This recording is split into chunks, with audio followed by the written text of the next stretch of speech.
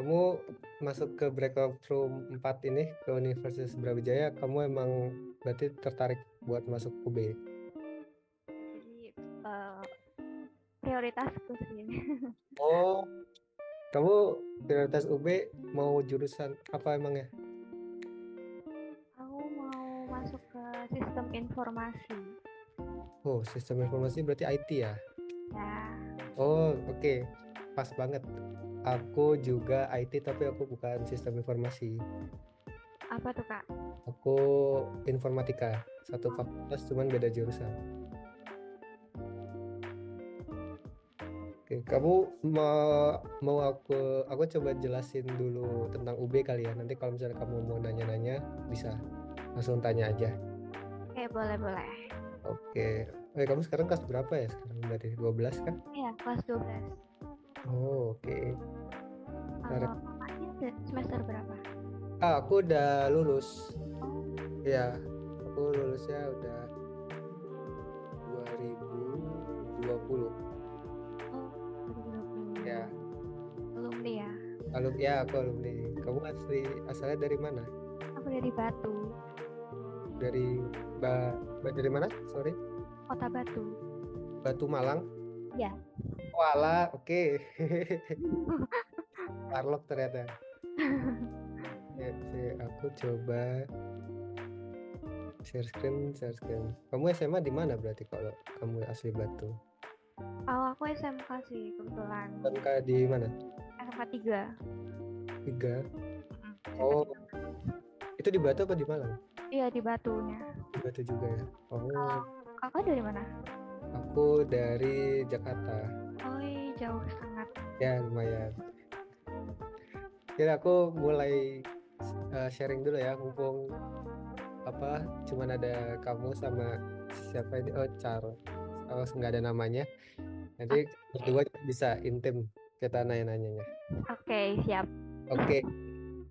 Jadi ini aku mau sharing tentang UB. Karena sebenarnya aku sempat di UB tuh dari 2016, aku angkatan 2016 ke 2020. Nah, ya jadi kalau di UB itu ada belasan fakultas. Nah, aku ngebagi dua. Jadi di sini ada fakultas yang kayak sosial gitu IPS, atau yang fakultas IPA. Yang IPS itu yang warna hitam, yang IPA itu yang warna putih. Nah, kalau kamu mau masuk sistem informasi, berarti kan kamu sekarang mau masuknya ke ilmu komputer kan, yang di sini. Ya, ya, betul, betul. Oke. Nah, kalau kurikan kampus mungkin aku nggak tahu ya kamu udah tahu atau belum, tapi kalau di kampus UB itu ada 3 cabang sebenarnya. Di Malang ada 2 sama satu lagi di Kediri. Cuman emang yang utama itu di Malang. Kalau yang di Kediri, di Malang kan ada 2. Ada Malang yang di kota sama satu lagi Malangnya di, kalau nggak salah, di Tidar. Nah, tapi yang pusat yang di Malang, yang Malang kota. Kalau yang di Kediri sama yang di Tidar itu eh, fakultasnya lebih ke ada yang kesehatan, ada yang pertanian gitu. Cuman kalau semua fakultas ada di Malang Kota, Malang yang di pusat ini. Nah, kalau aku nulis, kalau saya kenapa harus kuliah di UB, karena ini alasan pribadiku sih kemarin. Aku milih UB karena Malang tuh dingin. Jadi itu salah satu alasanku yang utama kenapa aku mau di Malang. Terus kalau untuk jurusannya, rata-rata jurusannya untuk udah akreditasi A, kecuali untuk jurusan yang masih baru, itu biasanya B. Nah, terus kita juga ada klinik UB sama RSUB. RSUB ini ada di luar kampus sih, ada di Jalan Soekarno-Hatta. Tapi kalau misalnya klinik UB itu ada di dalam kampus. Nah, ini kalau misalnya kamu kuliah di UB terus kamu mau berobat di sini, kalau di klinik UB itu bisa gratis. Kalau misalnya di RSUB itu bisa dapat diskon gitu. Nah, kalau biaya hidup, mungkin kamu juga udah tahu ya, di Malang itu lebih lebih murah jauh dibanding di kota lain. Iya. Eh, Udah lah. Halo Alisa, baru datang Alisa. Ya kalau di Malang itu ya aku juga kaget sih soalnya makanannya murah banget. Ya bisa 7.000 tuh udah dapat satu porsi makan. Apalagi kalau misalnya pecel kayak gini. Terus kosan juga harganya murah di Malang, mulai dari 500.000 tuh udah dapet. Sama yang lebih enak lagi buat mahasiswa tuh eh apa ya, ada kayak swalayan murah gitu. Nah, biasanya kalau misalnya mahasiswa baru pasti ramai banget pada belanja di Sardo ini. Sardo ini dekat banget dari UB, kayak sebenarnya ada di sebelah tembok UB sih, cuman keluarnya gitu harus agak muter jalannya. Biasanya kalau beli peralatan kos kayak kebutuhan sehari-hari lah, itu biasanya pada beli di sini. Nah, kalau di UB sendiri eh, organisasinya tuh aku ngebaginya ketiga. Ada yang dari cakupan universitas, fakultas sama jurusan. Kalau universitas itu ada EM, fakultas itu ada BEM, jurusan itu ada himpunan. Ini sebenarnya sama sih kayak kalau misalnya di SMK atau SMA tuh kayak OSIS. Tapi emang ini cakupannya berbeda. Dia yang EM tuh universitas, yang BEM tuh fakultas, yang jurusan tuh himpunan. Nah, kalau misalnya kalau di sekolah tuh kayak ekskul gitu ya. Nah, di UB juga ada UKM sama ada LSO kalau misalnya di fakultas nyebutnya. Ini macam-macam kalau misalnya dari eh, jenis apa ya, organisasinya gitu. Mulai dari seni, olahraga, terus juga ada kayak debat itu ada juga di sini. Kalau misalnya LSO itu tergantung sama fakultasnya. Kalau misalnya spesifik khusus di Filkom gitu, di fakultas yang mau kamu masukin, itu emang LSO-nya itu atau ekskulnya lebih ke yang berhubungan sama IT. Tapi ada juga satu LSO yang berhubungan sama olahraga dan kesenian. Nah, untuk beasiswa ini aku seingatku ada beberapa ini ada 9. Nah, ini kamu bisa, ya aku menyarankan banget kamu buat coba ikut beasiswa karena benefitnya lumayan banget. Ada yang dari dapat uang jajan atau misalnya uang buat bayar kuliah. Terus ada juga kegiatan-kegiatan yang bisa meningkatkan soft skill kamu. Ada kayak pelatihan atau misalnya seminar gitu-gitu. Nah, ini spot foto di UB. Aku ada agak bingung buat bikin slide ini, tapi kalau misalnya aku lihat dari orang-orang itu, biasanya maba itu suka pada foto di lapangan rektorat. Nah, kalau misalnya mahasiswa yang udah lulus gitu habis wisuda, itu biasanya mereka foto di lapangan rektorat sama di bundaran UB. Kayak gitu. Halo Kea, selamat datang di Break Room UB.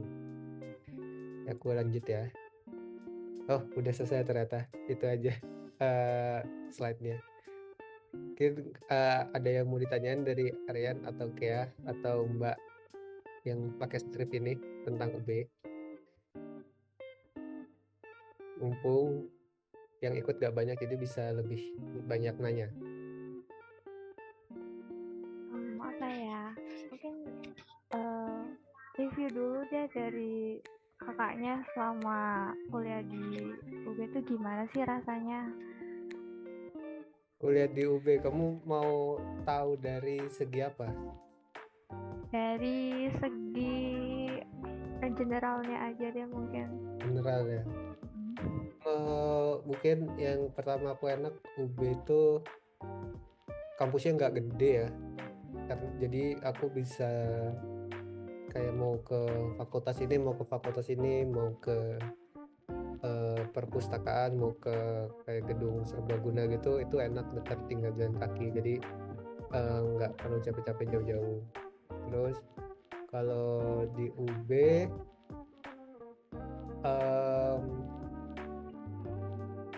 bisa dibilang banyak acara, karena kayak ulang tahun kampus atau misalnya ulang tahun fakultas gitu. Nah, kalau misalnya dari segi belajar Em, aku nggak terlalu banyak explore dari cakupan kampus ya, karena kan biasanya aku belajar di fakultas-fakultas aja. Cuman karena kamu juga pengen di fakultas Filkom, terus aku juga kemarin di Filkom. Nah, aku bisa bilang kalau Filkom yang sekarang itu aku iri sih. Aku bisa bilang aku iri sama fasilitas sekarang karena kemarin kan aku lulus 2020. Nah, pas 2020 itu kayak setelah aku lulus tuh banyak fasilitas-fasilitas baru yang ngedukung banget buat mahasiswanya belajar gitu. Kayak misal di Vilkom tuh ada gedung baru gitu kan, dan gedung baru tuh banyak banget spot-spot yang bisa dipakai buat mahasiswanya belajar bareng gitu, kayak diskusi kelompok.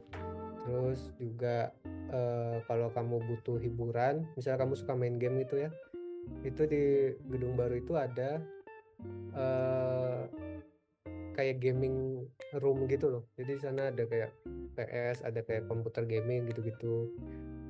Ada juga eh,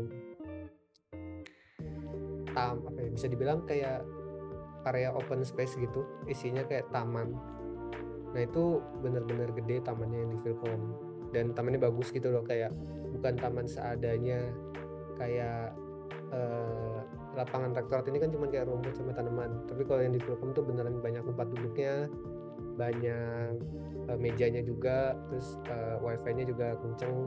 Itu enak banget buat misalnya kamu mau diskusi atau kerja kelompok.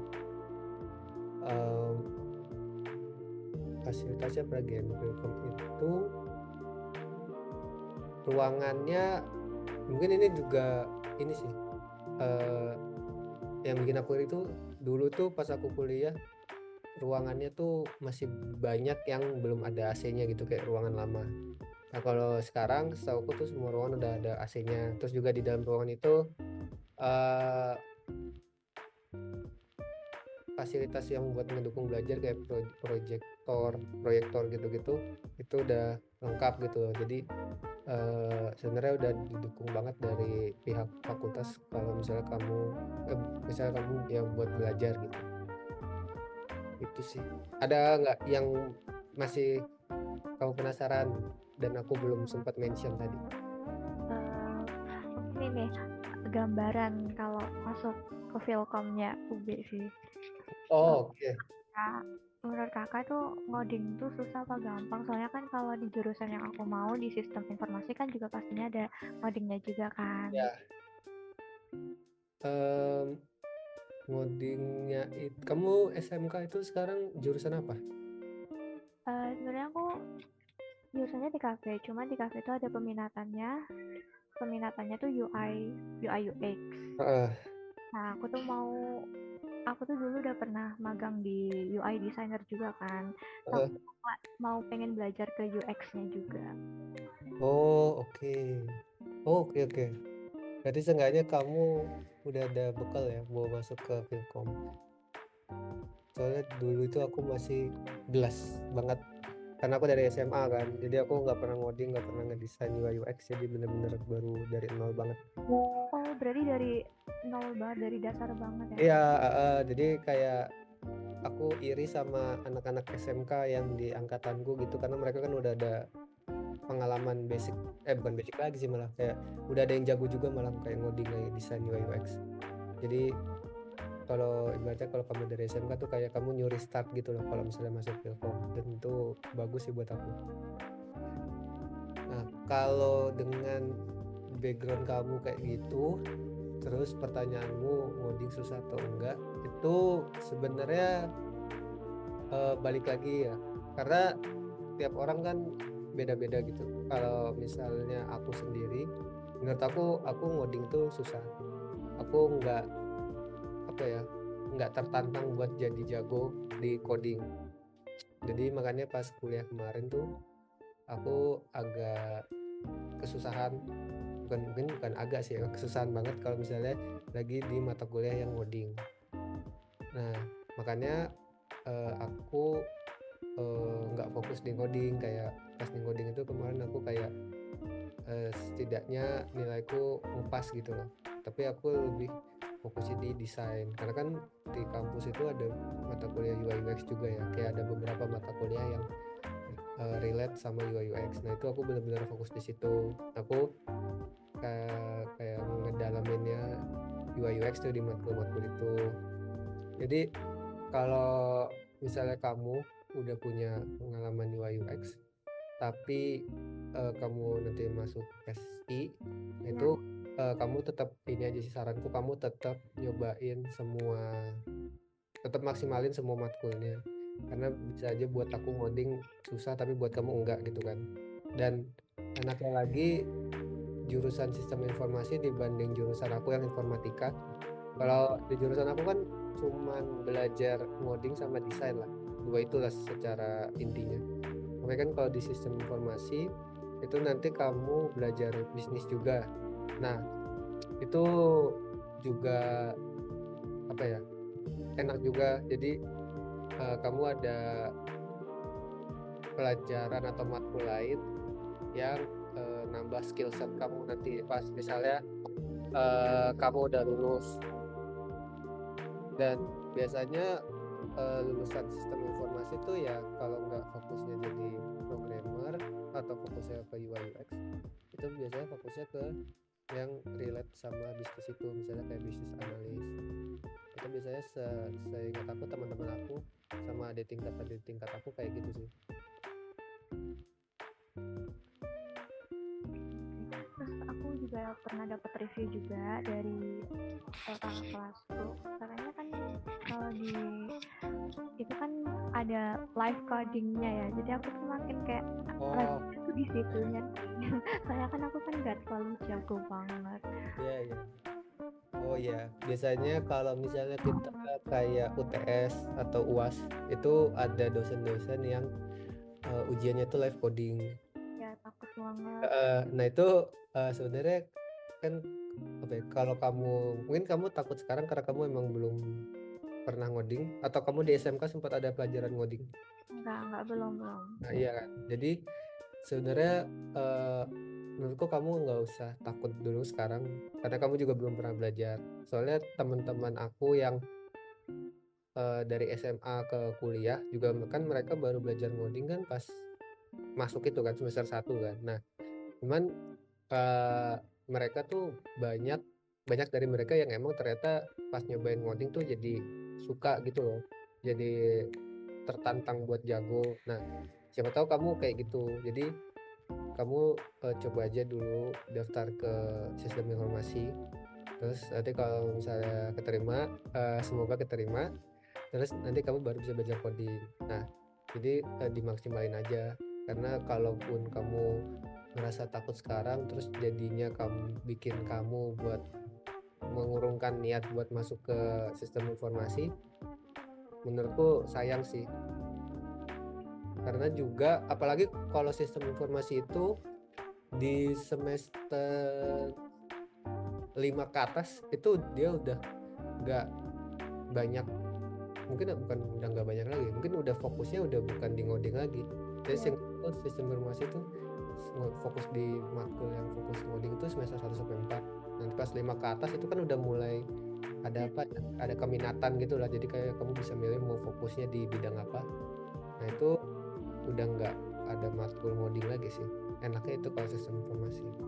berarti kalau sistem informasi tuh kayak codingnya tuh nggak sekompleks informatika gitu ya. Ya jauh lebih tidak kompleks dan matkulnya jauh lebih sedikit ngodingnya. Um, Kalau menurut kakak nih ada nggak sih kayak tips buat aku buat belajar ngoding tuh mulai dari mana gitu? Kalau mulai dari mana, aku coba nyaranin kamu ini dulu, lihat silabus yang ada di Filkom. Seingatku bisa kamu akses di internet gitu, di webnya ada. Kan kamu di situ bisa ngelihat mata kuliahnya ada apa aja kan dari tiap semester.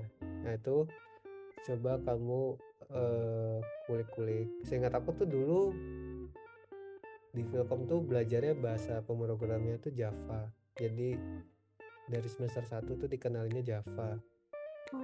Oh, Nah itu kamu bisa coba mulai lihat tutorial di YouTube gitu misalnya ya, kayak how to code using Java for beginner gitu. Nah itu juga yang aku lakuin dulu pas sebelum masuk kuliah. Karena aku kan dulu daftarnya informatika. Nah kenapa aku bisa nyampe ke informatika, karena dulu itu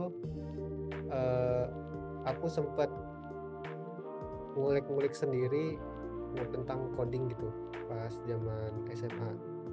Nah jadi aku mulai tertarik buat masuk informatika, tapi pas ternyata aku udah masuk informatika, ternyata menurut aku yang lebih cocok sama diri aku tuh yang sistem informasi. Nah jadi kayaknya kalau biar kamu lebih ngeyakinin diri kamu kalau misalnya kamu cocok di sistem informasi atau enggak, kamu mesti lihat silabusnya dulu, terus nanti kamu baru belajar sendiri gitu, ngulik-ngulik. Itu satu. Terus ya mungkin sebelum masuk kuliah itu sih yang saranku yang paling utama, kayak kamu pelajarin dulu sendiri.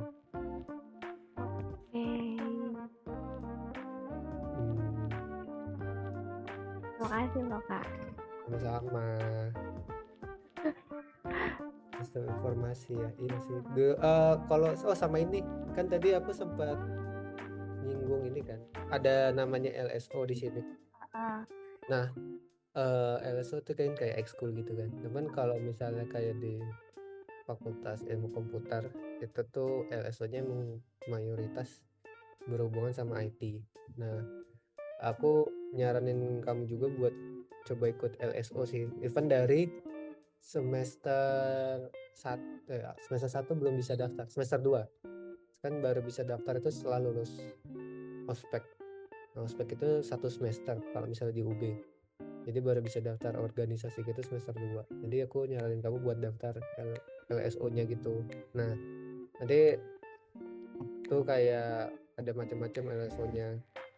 Nanti kamu bisa cobain aja cari tahu tentang LSO-nya terus daftar situ. Karena menurutku dari LSO situ kamu bisa lebih cepat belajarnya. Karena menurut aku yang kurangnya dari kuliah itu kan emang dosen itu kan ngajar matkulnya itu apa ya, kayak basic gitu loh, nggak yang mendalam banget. Nah biasanya udah mau habis. Ini terakhir ya. Biasanya kalau mahasiswa tuh biar bisa lebih ngedalamin pelajaran itu mereka ngulik-ngulik sendiri. Nah biar enak nguliknya itu dan nggak sendirian, itu kamu bisa bareng teman-teman. Dan biasanya cara mereka buat ngulik bareng-bareng itu mereka gabung ke LSO itu. Jadi kayak banyak temen yang senasib gitulah buat belajar bareng dan pengen bisa bareng. Jadi kayak bikin kamu lebih semangat gitu. Lingkungannya juga pasti mendukung ya. Ya lingkungannya mendukung banget, dan apalagi kalau misalnya LSO itu mereka suka pada ikut lomba kan. Dan biasanya kalau kamu ikut lomba itu kayak kamu punya experience lebih dibanding mahasiswa lain yang gak pernah ikut lomba. Nah, itu berharga sih buat kamu, experience kamu sendiri buat ningkatin skill gitu.